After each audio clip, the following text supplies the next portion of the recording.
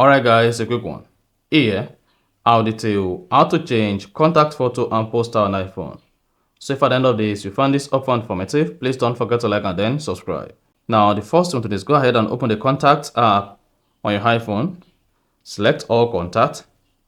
Click on my card. Now to change your contact photo and poster photo, click on edit at top right. Click on edit again. Come here to where you see photo and choose photo. Then select photo library or camera. Select all. Scroll down. Select your photo. Hang on. Then you should see your photo like this. You should see different suggestions as well. First, click on crop. Adjust the photo properly. Click on check mark at top right.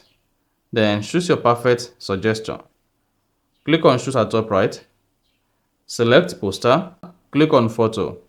Choose photo library.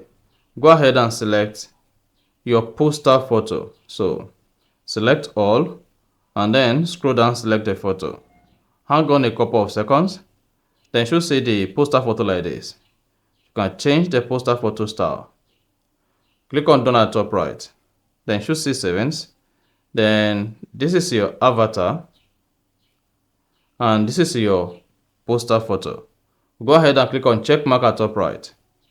And then hang on. Click on check mark again. Then you are good.